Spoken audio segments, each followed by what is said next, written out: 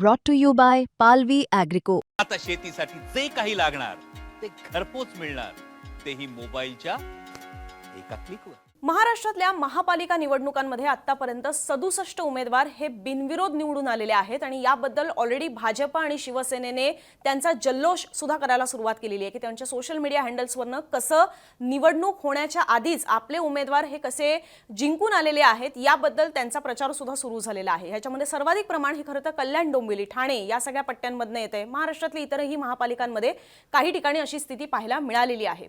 आता यावरनच विरोधकांनी आक्षेप घेतलेला आहे। त्यांचा एक आरोप असा सुद्धा आहे की हे जे विरोधी पक्षातले उमेदवार होते की ज्यांना अर्ज त्यांनी मागे घेतले तर त्यांच्यावर एक प्रकारे दमदाटी करण्यात आली किंवा त्यांना ब्लॅकमेल करण्यात आलं, त्यांना काही आमिष देण्यात आली, अशा पद्धतीचे आरोप हे झालेले आहेत। काही ठिकाणी तर सत्ताधाऱ्यांनी यंत्रणा कशी आपल्या हातात ठेवून विरोधकांच्या उमेदवारांचे अर्ज मागे घ्यायला त्यांना लावले, अशाही पद्धतीचे आरोप जे आहेत ते झालेले आहेत। आता हे सगळं प्रकरण जरी कोर्टात गेलेलं असलं तरी सुद्धा याच्यातला मूळ मुद्दा समजून घ्यायला हवा की आत्ताच्या घडीला नोटा नावाचा ऑप्शन सुद्धा आपल्या ईव्हीएम मशीन्सवर असतो। म्हणजे जुन्या काळामध्ये अगदी असे काही उमेदवार आहेत की जे बिनविरोध निवडून आलेले आहेत, त्यामुळे बिनविरोध निवडून येणं ह्यात आश्चर्य वाटण्यासारखं काही नाहीये। पण विरोधकांचं म्हणणं आहे की जर ईव्हीएमवर नोटा हा पर्याय आहे, नोटा पर्याय तर कोणी मागे घेऊ शकत नाही, याचाच अर्थ जो एक शेवटचा उमेदवार राहिलेला आहे तो म्हणजे ज्याने अर्ज मागे घेतलेला नाहीये, इतर सगळ्यांनी अर्ज मागे घेतलेले आहेत, फक्त एकच उमेदवार आहे तो आणि नोटा असे दोन पर्याय असताना सुद्धा डायरेक्ट परस्पर हे उमेदवार जिंकले असं कसं म्हणता येऊ शकतं, हा सुद्धा विरोधकांचा त्याच्यामध्ये आक्षेप आहे। आणि म्हणूनच आत्ताच्या घडीला जी परिस्थिती आहे त्याच्यानुसार मुळात ह्याबद्दल संभ्रमावस्था आहे की खरोखर ज्या ठिकाणी हे उमेदवार आता बिनविरोध आपल्याला पाहायला मिळत आहेत त्या ठिकाणी खरोखर मतदान होणार की नाही। महाराष्ट्रातल्या मुंबई वगळता इतर महापालिकांमध्ये प्रभाग सिस्टीम आहे। आता प्रभाग सिस्टीम मध्ये सपोज एका बाजूला अ ब क ड अशा पद्धतीने 4 उमेदवार असतील आणि त्यांच्या विरोधात सुद्धा अ ब क ड अशा पद्धतीने 4 उमेदवार असतील। आता याच्यामध्ये ब ला ब, क ला क आणि ड ला ड असे हे प्रतिस्पर्धी असणार आहेत ज्यांच्यामध्ये ती निवडणूक होणार आहे।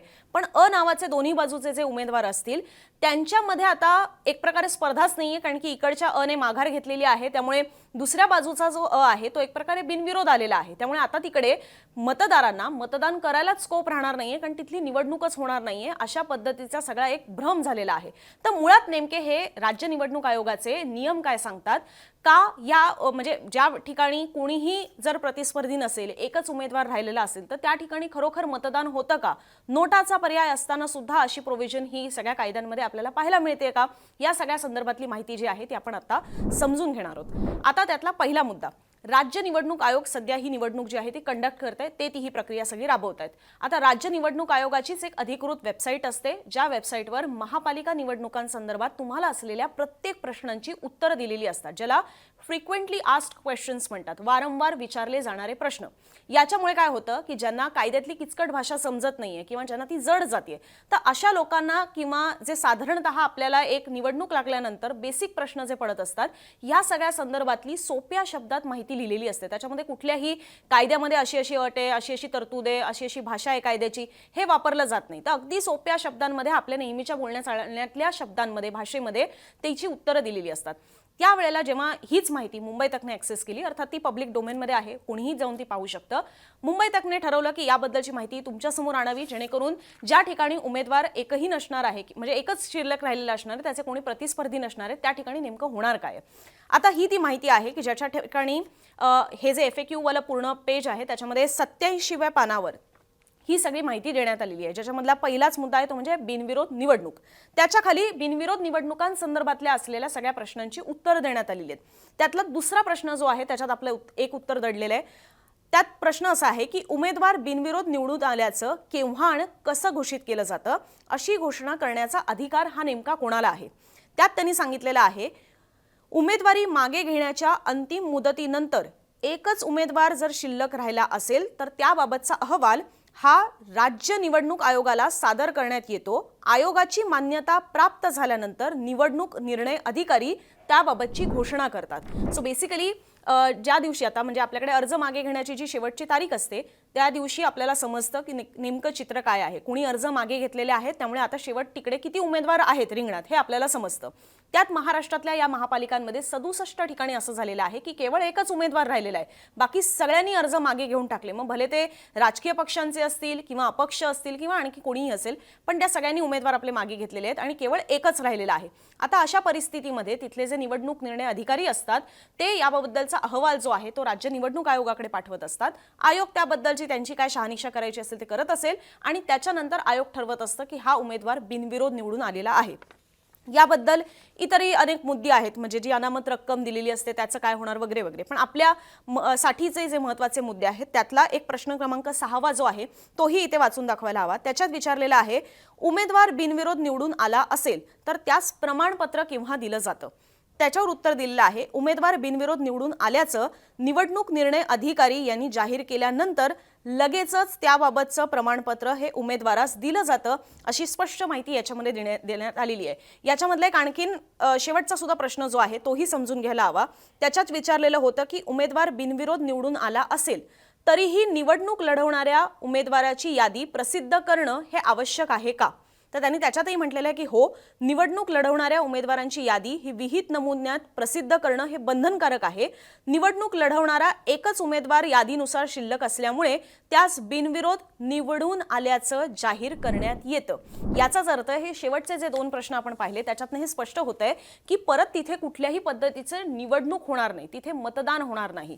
म्हणजेच काय, तर इथे जर ते म्हणत असतील की उमेदवार बिनविरोध निवडून आल्याचं निवडणूक निर्णय अधिकारी यांनी जाहीर केलं की त्याचं प्रमाणपत्र त्या उमेदवाराला मिळून जातात. तर एकदा जो कोण शेवटचा राहिलेला तो उमेदवार असतो त्याला जर प्रमाणपत्र मिळालं की ही निवडणूक तुम्ही जिंकलेला आहात, ती आता पुढच्या 2-3 दिवसातच मिळेल, तर हे जर त्यांना मिळणार असेल तर याचाच अर्थ 15 जानेवारीला तिथे त्या ठराविक प्रभागापुरता, त्या ठराविक ठिकाणापुरता मतदान होणार नाही, हे आपल्याला या नियमांमधूनच स्पष्ट होतंय.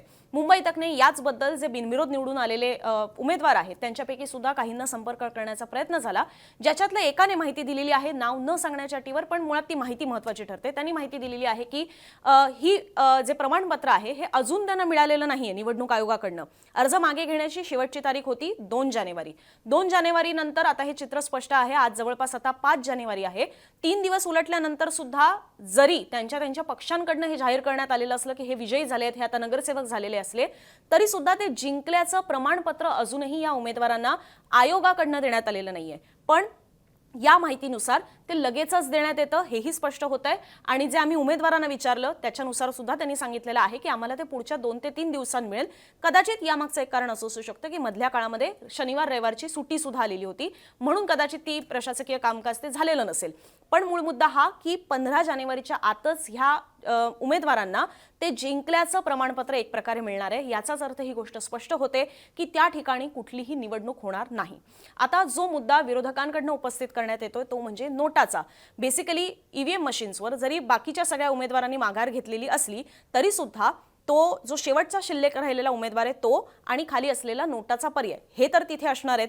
अशा परिस्थितीमध्ये हा प्रश्न विरोधकांकडून उपस्थित केला जातोय की मग तुम्ही तिकडे नोटा हा पर्याय लोकांना तरी निवडायची एक चान्स द्या. बेसिकली जर तुम्ही लोकांना त्या मतदान केंद्रावर येऊन तो जो शिल्लक राहिलेला उमेदवार आहे तो निवडायचा आहे की ऍक्च्युअली आम्हाला हाही उमेदवार मान्य नाही असं नोटाद्वारे आपलं मत व्यक्त करण्याचा अधिकार देणार आहात की नाही, असा प्रश्न सुद्धा विरोधकांनी इकडे उपस्थित केलेला आहे, जो एक नैतिकदृष्ट्या मांडलेला प्रश्न आहे. अर्थात याच्याबद्दल सुद्धा अनेक मतमतांतर आहेत, पण हा एक विचार करण्यासारखा मुद्दा मात्र नक्की आहे की त्या ईव्हीएम मशीनवर काही एकच आता उमेदवार राहतोय असं नाहीये, तर खाली एक नोटाचा पर्याय. नोटा म्हणजे काय, तर नन ऑफ द अबाव, म्हणजे आम्हाला वरीलपैकी कुठलाही पर्याय हा आम्हाला पटत नाहीये, वरीलपैकी कुठलाही उमेदवार आम्हाला नकोय, हे मतदार त्या नोटा पर्यायावर बटन दाबून सांगू शकतात. याचाच अर्थ भले तो एक उमेदवार जरी त्या मशीनवर असेल तरी सुद्धा नोटा पर्याय दाबून सुद्धा लोक हे सांगू शकले असते की आम्हाला हाही उमेदवार नको आहे, असंही शक्य असू शकलं असतं. पण आत्ताच्या घडीला ह्या नियमांनुसार तरी असं दिसतंय की हाही पर्याय लोकांना मिळणार नाहीये आणि यावरच विरोधकांनी आक्षेप सुद्धा घेतलेला आहे. आता याबद्दलच बोलताना घटनातज्ञ उल्हास बापट यांच्याशी सुद्धा जेव्हा मी बोलण्याचा प्रयत्न केला तेव्हा त्यांनी असं म्हटलं की नोटा हा एक प्रकारे बिनदाताचा वाघ आहे आपल्याकडे. ही नोटा हा पर्याय जो आहे हा बेसिकली सर्वोच्च न्यायालयाच्या आदेशानंतर 2013च्या सुमारास आणण्यात आलेला होता. केंद्रीय पातळीवर सुद्धा तो राबवला जातो, म्हणजे जे केंद्रीय निवडणूक आयोग ज्या निवडणुका घेत असतं लोकसभा आणि विधानसभा त्याच्यातही हा राबवला जातो आणि राज्य पातळीवरच्या सुद्धा या निवडणुकांमध्ये नोटा हा पर्याय असतो. पण हा बिनदाताचा वाघ का आहे तर बेसिकली भले सगळे त्याच्यामध्ये पर्याय असतील उमेदवारांचे आणि नोटाला सपोज जर सगळ्यात जास्त मतं पडली तरी सुद्धा ज्याला सेकंड लार्जेस्ट किंवा सेकंड हायेस्ट वोट्स मिळालेले आहेत, ज्याला दुसऱ्या पसंतीची सगळ्यात जास्त मतं पडलेली आहेत, तर तो उमेदवार आपसूक निवडून येतो. नोटा हे बेसिकली आणण्यातच यासाठी आलेलं होतं की लोकांचा जर एखाद्या पक्षावर किंबहुना सगळ्याच पक्षांवर राग असेल, लोकांना कुठलेही उमेदवार पटत नसतील, लोकांची जी काही नाराजी असेल, लोकांना एखादा उमेदवार पटत असेल पण नगरसेवक म्हणून किंवा खासदार आमदार म्हणून नको असेल, बेसिकली त्या ईव्हीएम मशीनवर त्यांना देण्यात आलेल्या पर्यायांपैकी कुणालाही जर मतदारांची पसंती नसेल तर नोटा ह्या पर्यायामार्फत ते आपली नाराजी व्यक्त करू शकतात, जी अन्यथा त्यांना अवेलेबल नव्हती. अदरवाईज लोक काय करायचे की ते मतदानालाच जायचे नाहीत, लोक टाळायचे मतदानाला, कारण त्यांचा तो राग असायचा, चीड असायची किंवा एक प्रकारे त्यांना असं वाटायचं की मी जरी तिकडे गेलो आणि एखाद्याला मत दिलं तरी त्याचा फायदा काय होतोय, माझ्या मनातली नाराजी जी आहे जी मला खरं तर मतदानामार्फत व्यक्त करता येऊ शकते ती जर व्यक्त होतच नसेल तर त्याला अर्थ काय आहे. कारण की जर तुम्हाला पहिल्या 3 नंबर मधले सुद्धा उमेदवार पटत नसतील, तुम्ही एखाद्या 4थ्या 5व्या किंवा एखाद्या छोट्या पक्षाच्या कुठल्या तरी उमेदवाराला जरी मत देऊन मोकळे झालात तरी सुद्धा तुम्ही ऍक्च्युअली नाराज आहात, हा त्यातनं अर्थ जात नाही. सो बेसिकली मतदारांची जर नाराजी असेल तर ती सुद्धा व्यक्त व्हायला हवी, जेणेकरून ते मतदानाला येणं टाळण्यापेक्षा मतदानाला येतील आणि नन ऑफ द अबव या पर्यायामधनं, नोटा या पर्यायामधनं आपली नाराजी व्यक्त करू शकतील, यासाठी ही तरतूद करण्यात आलेली होती. आता त्याच नोटाबद्दल जर अशी प्रोव्हिजन असेल आपल्याकडे की नोटाला हायेस्ट मतं जरी पडली तरी जो दुसऱ्या क्रमांकाचा उमेदवार असतो की त्याला सेकंड हायेस्ट वोट्स पडलेले असतात तो मग निवडून येतो आणि म्हणून हा बिनदाताचा वाघ आहे. तो कोणालाही डॅमेज करू शकत नाही, तो कोणालाही जखमी करू शकत नाही, म्हणून इथे उल्हास बापट यांनी म्हटलेलं आहे की हा बिनदाताचा वाघ आहे. पुढे त्यांनी म्हटलेलं आहे की आता ह्याच्याच कॉन्ट्रास्टमध्ये परदेशात काय गोष्टी आहेत, परदेशात नोटाला जर जास्त मतं मिळाली तर तिथे त्यांना रिइलेक्शन घ्यावं लागतं, म्हणजे तिकडे परत एकदा निवडणूक घ्यावी लागते. आता त्याच्यामध्ये आणखीन एक ट्विस्ट आहे, ही पुन्हा जेव्हा निवडणूक घेतली जाते त्यावेळेला आधीच्या निवडणुकींमधले उमेदवारांना परत निवडणूक लढवता येत नाही, कारण की लोकांनी त्या उमेदवारांना आपली नापसंती दर्शवलेली असते. म्हणूनच लोकांना परत नव्यानं पर्याय देता यावे यासाठी आधीच्या ज्या निवडणुकीमध्ये जे उमेदवार उभे राहिलेले असतात त्यांना एक प्रकारे डिस्क्वालिफाय त्या निवडणुकीसाठी केलं जातं आणि ही जी रिइलेक्शन होते त्या रिइलेक्शनमध्ये नव्यानं सगळे उमेदवार उतरवावे लागतात, जेणेकरून लोकांना नव्यानं परत पर्याय हे मिळावे. सो अशा पद्धतीची रिइलेक्शन आणि डिस्क्वालिफिकेशनची तरतूद ही परदेशातल्या काही देशांमध्ये आहे असं उल्हास बापट यांनी सांगितलं. पण त्यांनी हे सुद्धा सांगितलेलं आहे की आपल्याकडे जे कायदे आहेत त्याच्यानुसार असं डिस्क्वालिफाय करण्याचा किंवा रिइलेक्शन करण्याची तरतूद ही आपल्या नियमांमध्ये नाही. पण त्यांनी सांगितलेलं आहे की त्यांच्या कल्पनेनुसार महाराष्ट्रामध्ये अशी तरतूद ही 2018 मध्ये करण्यात आलेली होती की ज्याच्यामध्ये जर नोटाला सर्वाधिक मतं मिळाली तर तिकडे पुन्हा निवडणूक घेतली जाईल, अशा पद्धतीची प्रोव्हिजन ही करण्यात आलेली होती. पण आतापर्यंत झालेल्या या सगळ्या निवडणुकांमध्ये कुठेही असं झालेलं नाहीये की नोटाला सर्वाधिक मतं मिळाली आणि म्हणून तिकडे पुन्हा निवडणूक घेण्याची वेळ येईल. पण हे तर झालंच नाहीये.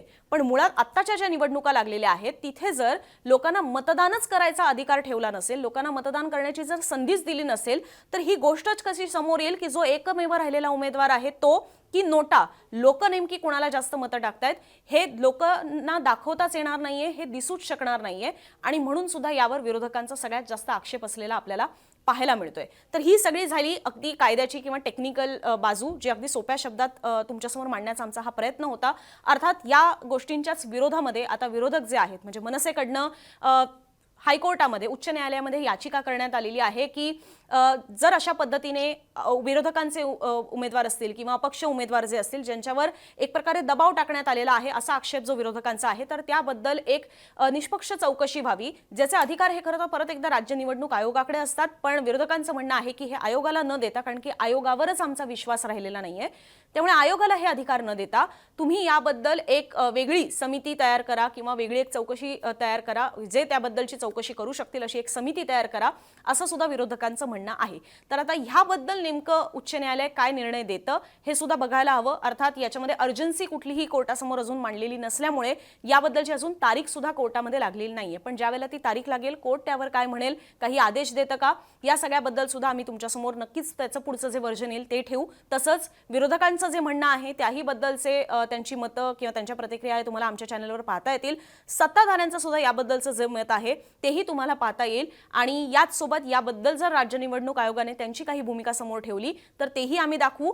त्याच सोबतीने याबद्दलचे आमच्या परीने सुद्धा काही ग्राउंड रिपोर्ट्स हे आमचे प्रतिनिधी करत आहेत. त्या ठिकाणी जाऊन हे नेमके बिनविरोध आलेले उमेदवार जे आहेत ते काय करतायत, त्याच सोबत ज्यांनी आपापले अर्ज मागे घेतले त्यांच्यावर जर खरोखर दबाव टाकण्यात आलेला असेल किंवा ते मॅनेज झालेले असतील, हे जे सगळे आरोप होत आहेत, तर यामध्ये सुद्धा नेमकं तथ्य काय आहे याबद्दलचे सुद्धा आमचे ग्राउंड रिपोर्ट्स हे सुरू आहेत, जे आमचे प्रतिनिधी तुमच्यासमोर आणणार आहेत. आणि त्यासाठी तुम्ही मुंबई तकचं यूट्यूब चॅनल जे आहे ते सबस्क्राईब करून ठेवा. मुंबई तकच्या यूट्यूब चॅनल सकटच फेसबुक असेल, एक्स प्लॅटफॉर्म असेल, त्याच्यानंतर इंस्टाग्राम असेल, तिथेही तुम्ही आम्हाला फॉलो करू शकता. आणि mumbaitak.in आमची वेबसाईट आहे, त्यालाही भेट देऊ शकता. तुर्तास आत्ता इथेच जरी थांबत असलो तरी ह्या सगळ्या वादग्रस्त ठरलेल्या मुद्द्यांवर तुम्हाला काय वाटतं, तुमच्याही प्रतिक्रिया आमच्यापर्यंत नक्की पोहोचवा. तुम्हाला ही निवडणूक अशा पद्धतीने बिनविरोध होणं किंवा तिकडे मतदानाचाच अधिकार न मिळणं याबद्दल तुम्हाला काय वाटतं? खरोखर ही आता एक वेळ आलेली आहे का की याबद्दल एक पुनर्विचार व्हायला हवा? एखाद्या कॅन्डिडेटला सरसकट बिनविरोध तो आलेला आहे असं म्हणून तो जिंकला, हे जे परस्पर जाहीर केलं जातं ह्याबद्दल तुम्हाला ती योग्य वाटते का? या सगळ्याबद्दलची तुमची मतं आम्हालाही जाणून घ्यायला नक्की आवडतील. याबद्दल पुनर्विचार व्हायला हवा का? याबद्दल काही कायद्यात बदल करायला हवा का? सुधारणा करायला हव्या का? तुमची मतं कॉमेंट बॉक्समधून जरूर आमच्यापर्यंत मांडत राहा. आणि हे व्हिडिओ पाहिलात त्याबद्दल तुमच्या सगळ्यांचे आभार. बघत राहा मुंबई तक.